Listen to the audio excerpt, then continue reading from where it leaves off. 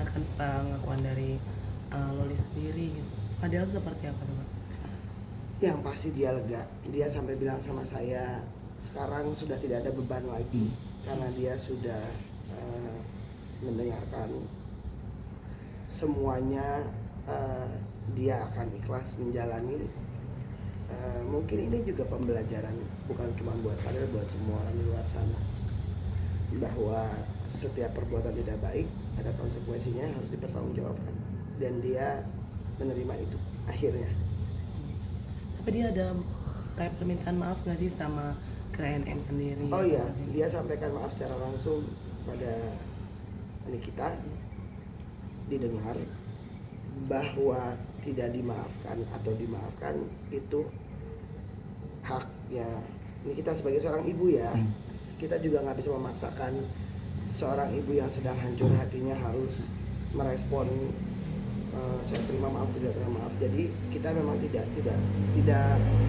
menunggu respon itu.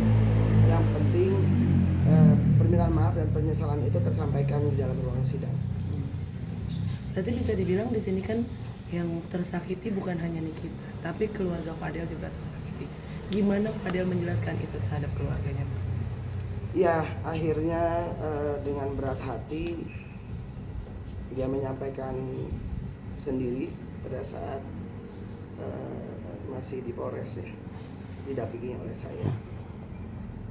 Dia menyampaikan, saya juga lihat bagaimana hancurnya hati ibu dan ayah dan kakak-kakaknya ya. Tapi saya bilang tidak ada orang yang tidak luput dari salah. Ini anak masih muda, umur 21 tahun. Ya 21 tahun masih sedang-sedangnya ya, masih cari jati diri, masih bertatang petenteng, masih segala macamnya. Tapi sekarang saya lihat dia jauh lebih dewasa, jauh lebih tenang. Ya mungkin karena bebannya juga sudah terlepas. Berarti bisa dibilang semua beban yang tadinya numpuk gitu ya kan, dia bisa hilang setelah dia ceritakan ke keluarganya. Sekarang sih dia lebih gimana sih Kak kondisinya? Gini, bebannya sudah terurai satu persatu dengan baik. Kondisinya sekarang jauh lebih enak diajak ngobrol, lebih gemuk terlihat ya sekarang, lebih bersih, ibadahnya juga lebih baik, lebih bisa menerima sekarang. Waktu dia dipindah itu kan sempat yang takut lah ini itu, tapi sekarang dia lebih bisa menerima dengan ikhlas karena memang ini yang harus dijalani, bahwa apa yang terjadi kemarin itu Tuhan izinkan terjadi, dan sekarang dia di dalam pun Tuhan izinkan itu terjadi. Kalaupun nanti ketok palunya tidak sesuai dengan apa harapannya dia, itu pun Tuhan izinkan, dia harus terima semuanya. Saya rasa kalau kita semua bisa sama-sama menahan, sama-sama bisa menjaga semua perasaan, semua hati, rasanya tidak perlu ada statement yang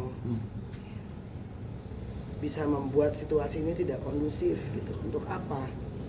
Saya rasa ini pengacara juga harus pakai nurani ya. Enggak mesti harus terus menyalahkan si A, si B, si C, enggak.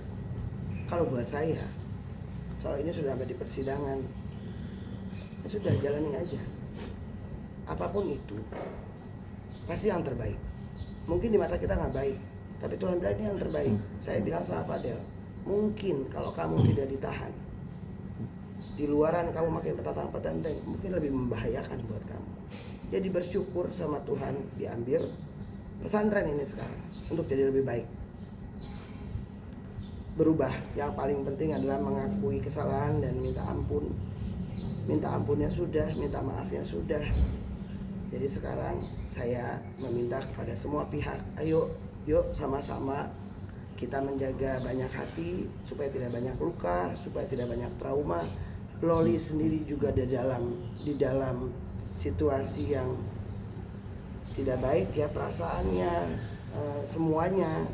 Jadi saya berharap atas kejadian ini Loli bisa menjadi anak yang baik, yang bisa mencintai ibunya dan keluarganya, bisa menghargai bagaimana perjuangan ibunya membesarkan, dan hubungan antara Loli dan ibunya membaik, jauh lebih baik dari sebelumnya.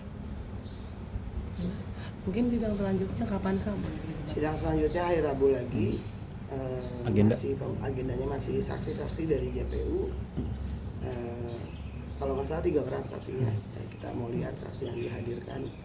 Saya juga mau menyampaikan, kemarin saya karena kita sidang selesai malam ya, saya mau sampaikan terima kasih juga buat semua rekan wartawan yang sudah menunggu luar biasa sampai muka dari seger sampai kucel. Terima kasih sabar menunggu persidangan.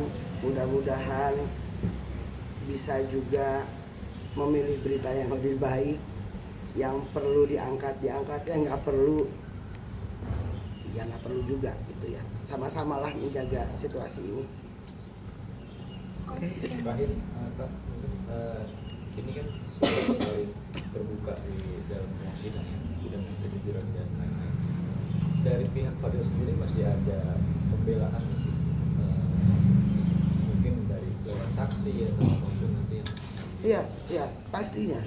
Gini, Fadil mempunyai hak hukumnya yang akan kita perjuangkan. Sidang minggu depan, saksi-saksi pasti ada yang tidak berkenan di hati dia, yang mungkin juga tidak berkenan di dalam kesaksiannya. Ya, kita juga akan melakukan pembelaannya, karena kan saksi itu harus melihat dan mendengar langsung. Jadi kita lihat dalam persidangan ini. Yang pasti Fadil juga masih mempunyai hak hukumnya untuk dibela. Di mana dia memang tidak salah ya, ada part mungkin dia tidak lakukan itu, tapi dipersangkakan seperti itu ya, itu harus akan kita sanggah dengan tentunya dengan bukti-bukti juga.